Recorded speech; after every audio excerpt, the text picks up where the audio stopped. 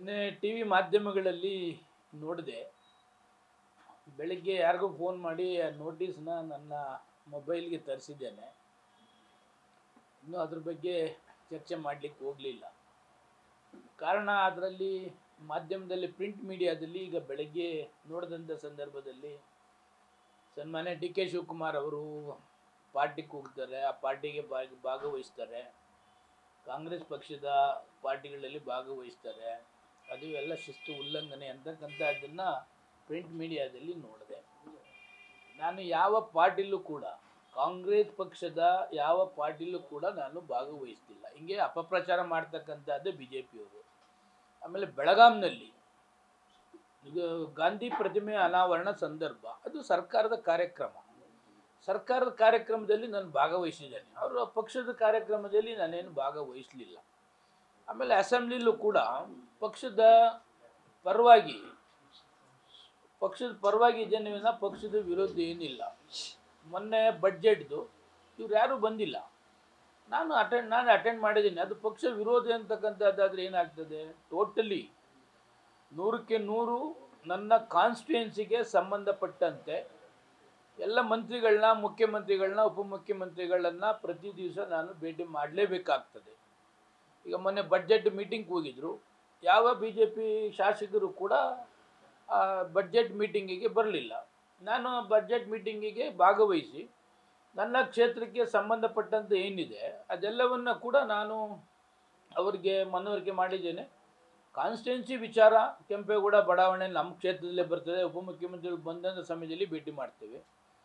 ಕುರುಬ ಸಮಾಜದ್ದು ಒಂದು ಕಾರ್ಯಕ್ರಮ ಮುಖ್ಯಮಂತ್ರಿಗಳು ಬಂದಿದ್ದರು, ಆ ಕಾರ್ಯಕ್ರಮದಲ್ಲಿ ನಾನು ಭಾಗವಹಿಸಿದ್ದೇನೆ. ಅಂದರೆ ಸರ್ಕಾರದ ಕಾರ್ಯಕ್ರಮ ಯಾವುದೇ ಇದ್ರೂ ಅದನ್ನು ಭಾಗವಹಿಸ್ತಕ್ಕಂಥದ್ದು ನನ್ನ ಹಕ್ಕು, ನಾನು ಭಾಗವಹಿಸ್ತೇನೆ. ಇವು ಬೇರೆ ಥರ ಪಕ್ಷಕ್ಕೆ ಮುಜುಗರ ಆಗ್ತಕ್ಕಂಥದ್ದು ಅದು ಯಾವುದು ಕೂಡ ನಾನು ಇದುವರೆಗೂ ಕೂಡ ಮಾಡಲಿಕ್ಕೆ ಹೋಗಲಿಲ್ಲ. ಕಾಂಗ್ರೆಸ್ ಪಕ್ಷದ ಯಾವೊಂದು ಅಫಿಷಿಯಲ್ ಕಾರ್ಯಕ್ರಮಕ್ಕೂ ಕೂಡ ನಾನು ಭಾಗಿಯಾಗಿಲ್ಲ. ಅದರಿಂದ ನೋಟಿಸ್ಗೆ ಏನು ಉತ್ತರ ಕೊಡಬೇಕು 72 ಗಂಟೆಯಲ್ಲಿ ಆ ಉತ್ತರವನ್ನು ಕೊಡ್ತೇನೆ. ಸರ್, ಈಗ ಈ ಎರಡನೇ ನೋಟಿಸ್ ಸರ್, ಇದು ಕಳೆದ ಬಾರಿ ಕ್ರಾಸ್ ವೋಟಿಂಗ್ ಮಾಡಿದ್ರಿ ಅಂತ, ಈಗ ಪಕ್ಷದ ವಿರೋಧಿ ಚಟುವಟಿಕೆಯಲ್ಲಿ ಭಾಗಿಯಾಗ್ತಾ ಇದ್ದೀರಾ.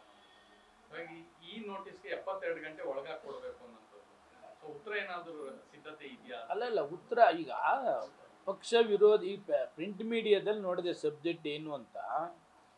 ಶಿವಕುಮಾರ್ ಅವರು ಪಾರ್ಟಿ ಕೊಟ್ಟಿದ್ರು, ಆ ಪಾರ್ಟಿಲಿ ಭಾಗವಹಿಸಿದ್ರು ಅಂತ ಹೇಳ್ತಾರೆ. ನಾನು ಪಾರ್ಟಿಲಿ ಭಾಗವಹಿಸಲಿಲ್ಲ. ಯಾವುದೇ ಕಾಂಗ್ರೆಸ್ ಪಕ್ಷದ ಕಾರ್ಯಕ್ರಮಗಳಲ್ಲಿ ನಾನು ಭಾಗವಹಿಸಲಿಲ್ಲ. ಕಾಂಗ್ರೆಸ್ ಹೊರತುಪಡಿಸಿ ಸರ್ಕಾರದ ಕಾರ್ಯಕ್ರಮ ಯಾವುದಾದ್ರು ಇದ್ದರೆ ಆ ಸರ್ಕಾರದ ಕಾರ್ಯಕ್ರಮದಲ್ಲಿ ನಾನು ಭಾಗವಹಿಸ್ತೇನೆ. ಈಗ ಬಡ್ಜೆಟ್ದು ಇವ್ರು ಯಾರೂ ಬರಲಿಲ್ಲ, ನಾನು ಒಬ್ಬನೇ ಭಾಗವಹಿಸಿದ್ದೆ. ಬೆಂಗಳೂರಿಗೆ ಸಂಬಂಧಪಟ್ಟಂತೆ, ಜೊತೆಗೆ ನನ್ನ ಕ್ಷೇತ್ರಕ್ಕೆ ಸಂಬಂಧಪಟ್ಟಂತೆ ಏನಿದೆ ಅದನ್ನು ರೈಟಿಂಗಲ್ಲೂ ಕೊಟ್ಟಿದ್ದೇನೆ, ಅಲ್ಲಿ ಓರಲ್ಲಿಗೂ ಕೂಡ ಹೇಳಿದ್ದೇನೆ, ರಿಕ್ವೆಸ್ಟ್ ಮಾಡಿದ್ದೇನೆ. ಇವೆಲ್ಲ ಪಕ್ಷ ವಿರೋಧಿ ಚಟುವಟಿಕೆ ಎನ್ನುವುದಾದರೆ ಅದಕ್ಕೆ ನಾನೇನು ಹೇಳಲಿಕ್ಕಾಗೋದಿಲ್ಲ. ಟೋಟಲಿ 100ಕ್ಕೆ 100 ನನ್ನ ಕ್ಷೇತ್ರ ಡೆವಲಪ್ಮೆಂಟ್ ವಿಚಾರ ಬಂದಂಥ ಸಮಯದಲ್ಲಿ ಯಾರು ಬೇಕಾದ್ರೂ ಭೇಟಿ ಮಾಡ್ತೇನೆ. ಅದು ಪಕ್ಷ ವಿರೋಧಿ ಚಟುವಟಿಕೆ ಅಲ್ಲ. ಚುನಾವಣೆ ಸಂದರ್ಭದಲ್ಲಿ ಚುನಾವಣೆ ಇಟ್ಟು ಚುನಾವಣೆ ಮಾಡ್ತೇವೆ. ಚುನಾವಣೆ ಆದಮೇಲೆ ನಮ್ಮ ಕ್ಷೇತ್ರಕ್ಕೆ ಸಂಬಂಧಪಟ್ಟಂಥ ಕಾರ್ಯಕ್ರಮ ಇದ್ದು ಯಾರಾದರೂ ಭೇಟಿ ಮಾಡ್ತೇನೆ. ಯಾವ ಕಾರಣಕ್ಕೂ ಪಕ್ಷಕ್ಕೆ, ಬಿ ಜೆ ಪಿ ಪಕ್ಷಕ್ಕೆ ಮುಜುಗರ ಆಗ್ತಕ್ಕಂಥ ಯಾವ ಕಾಂಗ್ರೆಸ್ ಕಾರ್ಯಕ್ರಮದಲ್ಲೂ ಕೂಡ ನಾನು ಭಾಗವಹಿಸಲಿಲ್ಲ. ಅದಕ್ಕೆ ಏನು ಉತ್ತರ ಕೊಡಬೇಕು 72 ಗಂಟೆ ಒಳಗಡೆ ನಮ್ಮ ಅಡ್ವೊಕೇಟ್ ಭೇಟಿ ಮಾಡಿ ಅವರಿಗೆ ಉತ್ತರವನ್ನು ಕೊಡ್ತೇನೆ. ನಾನು ಮುಂಚೆನೇ ಹೇಳಿದ್ದೆ, JDS ಪರ ನೀವು ನನಗೆ ವಿಪ್ಪನ್ನು ಕೊಟ್ಟರೆ ಅದು JDSಗೆ ನಾನು ಹಾಕೋದಿಲ್ಲ ಅಂತಕ್ಕಂಥದ್ದನ್ನು ಮುಂಚೆನೇ ಹೇಳಿದ್ದೆ. ಆದರೆ ರಾಜ್ಯಸಭೆಗೆ ಯಾವುದು ಕೂಡ ವಿಪ್ಪು ಅವರು ಕೊಡುವಂಗಿಲ್ಲ, ನಾವು ಉಲ್ಲಂಘನೆ ಮಾಡೋ ಅವಶ್ಯಕತೆನೇ ಇಲ್ಲ. ಅದಕ್ಕೆ ಆನ್ಸರ್ ಕೊಟ್ಟಿದ್ದೀವಿ. ಹೌದು.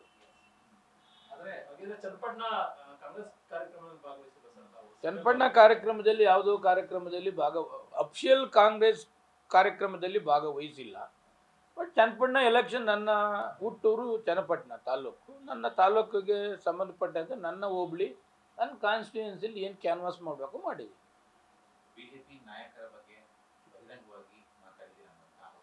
ಯಾವ BJP ನಾಯಕರು ಪರವಾಗಿ ವಿರುದ್ಧವಾಗಿ ಯಾವತ್ತೂ ಕೂಡ ನಾನು ಒಂದೇ ಒಂದು ಸ್ಟೇಟ್ಮೆಂಟು ಕೂಡ ಮಾಡಲಿಲ್ಲ. ಯಾವ BJP ವಿರುದ್ಧ ನಾಯಕರ ವಿರುದ್ಧ ಒಂದೇ ಒಂದು ಸ್ಟೇಟ್ಮೆಂಟ್ ಎಲ್ಲಿ ಮಾತಾಡಿದ್ದೀನಿ ನಾನು?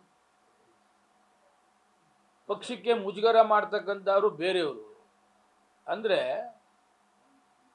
ದೊಡ್ಡ ದೊಡ್ಡ ಕುಳುಗಳಿಗೆ ಒಂದು ತಾರತಮ್ಯ ಮಾಡ್ತೀರಿ, ಏನೂ ಇಲ್ಲೇ ಬಡಪಾಯಿ ಪಕ್ಷದ ಶಿಸ್ತಿನ ಸಿಪಾಯಿ ಇದ್ದಂಥ ಅವರು.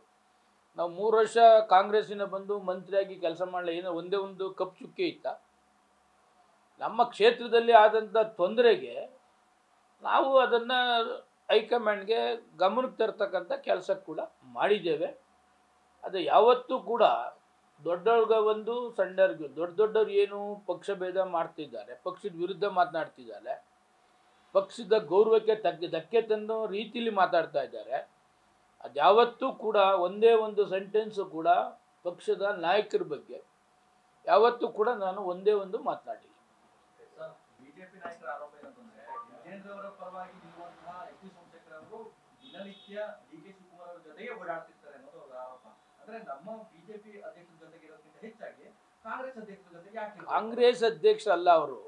ಕಾಂಗ್ರೆಸ್ ಅಧ್ಯಕ್ಷರಿಗಿಂತ ಉಪಮುಖ್ಯಮಂತ್ರಿಗಳು, ನಮ್ಮ ಕ್ಷೇತ್ರದ ಎಲ್ಲ ಸಮಸ್ಯೆಗಳು ಉಪಮುಖ್ಯಮಂತ್ರಿಗಳ ಹತ್ರನೇ ಹೋಗ್ಬೇಕಾಗ್ತದೆ ನಾವು. ಅವರು ಬೆಂಗಳೂರಿನ ಉಸ್ತುವಾರಿ ಸಚಿವರು ಕೂಡ, ಜೊತೆಗೆ ಬೆಂಗಳೂರು ಡೆವಲಪ್ಮೆಂಟ್ ಅಥಾರಿಟಿ ನನ್ನ ಕ್ಷೇತ್ರದಲ್ಲಿ ಬಂದಂಥ ಸಮಯದಲ್ಲಿ ಭೇಟಿ ಮಾಡಬೇಕಾಗ್ತದೆ. BWSSB ಕಾರ್ಪೊರೇಷನ್, BMRDA ಎಲ್ಲ ಅವರೇ ಇರೋದ್ರಿಂದ, ಅವರೇ ಉಸ್ತುವಾರಿ ಇರೋದ್ರಿಂದ ಬೆಂಗಳೂರಿಗೆ ಪ್ರತಿಯೊಂದು ಸಬ್ಜೆಕ್ಟು ನನ್ನ ಕಾನ್ಸ್ಟಿಟ್ಯೂನ್ಸಿಗೆ ಸಂಬಂಧಪಟ್ಟಂತೆ ಉಪಮುಖ್ಯಮಂತ್ರಿಗಳು ಭೇಟಿ ಮಾಡಲೇಬೇಕಾಗ್ತದೆ. ಯಾವತ್ತಾರು ಇದುವರೆಗಿನ ಒಂದೇ ಒಂದು ದಿವಸ ಕಾಂಗ್ರೆಸ್ ಕಚೇರಿಗೆ ಹೋಗಿ DK ಶಿವಕುಮಾರ್ನ ಪಕ್ಷದ ಅಧ್ಯಕ್ಷರು ಭೇಟಿ ಮಾಡ್ತಕ್ಕಂಥದ್ದು ಒಂದು ಹೇಳಲಿ. ಇಷ್ಟು ವರ್ಷ ಒಂದೇ ಒಂದು ಕಾಂಗ್ರೆಸ್ ಕಚೇರಿಗೆ ಯಾವ ಥರ ಭೇಟಿ ಮಾಡಿದರೆ ಕಾಂಗ್ರೆಸ್ ಅಧ್ಯಕ್ಷರು ಭೇಟಿ ಮಾಡಿದ್ದಾರೆ ಅಂತ ಇವ್ರು ಹೇಳ್ಬೋದಾಯ್ತು. ಪಕ್ಷಕ್ಕೆ ಡ್ಯಾಮೇಜ್ ಮಾಡಿದಂಥವ್ರಿಗೆ ನೋಟಿಸ್ ಕೊಡಲ್ಲ ಇವರು. ವಿರೋಧ ಪಕ್ಷದ ನಾಯಕನಿಗೆ AIDS ಇಂಜೆಕ್ಷನ್ ಚುಚ್ಚತಕ್ಕಂಥದ್ದು ಯಾರು ಲೇಡಿ ಹೇಳಿದ್ದಾರೆ, ಅದು ಕೊಡೋದಿಲ್ಲ. 28 ಕ್ಷೇತ್ರದಲ್ಲಿ 120 ಕೋಟಿ ಕೆಲಸ ಮಾಡದೆ ಬಿಲ್ ಮಾಡಿದ್ದಾರೆ ಅಂತೇಳಿ ಲೋಕಾಯುಕ್ತ ತನಿಖೆ ಆದೇಶ ಮಾಡಿದ್ದಾರೆ, ಅವ್ರಿಗೆ ನೋಟಿಸ್ ಕೊಡೋದಿಲ್ಲ. ಒಕ್ಕಲಿಗ ಹೆಣ್ಣು ಮಕ್ಕಳನ್ನ ಮಂಚಕ್ಕೆ ಕೂಗ್ತಾರೆ, ಅಂಥದ್ರಿಗೆ BJP ನೋಟಿಸ್ ಕೊಡ್ತಾ ಇಲ್ಲ. ಅಂದರೆ ಬಲಾಢ್ಯರಿಗೆ ಒಂದು, ಸಣ್ಣವ್ರಿಗೆ ಒಂದು ತಾರತಮ್ಯವನ್ನು ಈ ಇದರಲ್ಲಿ ನೋಟಿಸಲ್ಲಿ ನೋಡ್ತಾ ಇದ್ದೇನೆ. ಅವರು ಅದೇ ಥರ ತಾರತಮ್ಯ ಅಂತ ಕೊಟ್ಟರೆ ಅದಕ್ಕೆ ದೇವರು ನನಗೂ ಶಕ್ತಿ ಕೊಟ್ಟಿದ್ದಾನೆ, ಎದುರಿಸ್ತಕ್ಕಂಥ ಶಕ್ತಿ ನನಗೂ ಕೊಟ್ಟಿದ್ದಾನೆ. ಲೀಗಲಾಗಿ ಏನು ಫೈಟ್ ಮಾಡಬೇಕು ಮಾಡ್ತೇನೆ. ನ್ಯೂಸ್ ಫಸ್ಟ್ ನಿರ್ಭೀತಿಯಿಂದ ನಿಮ್ಮ ಪರವಾಗಿ.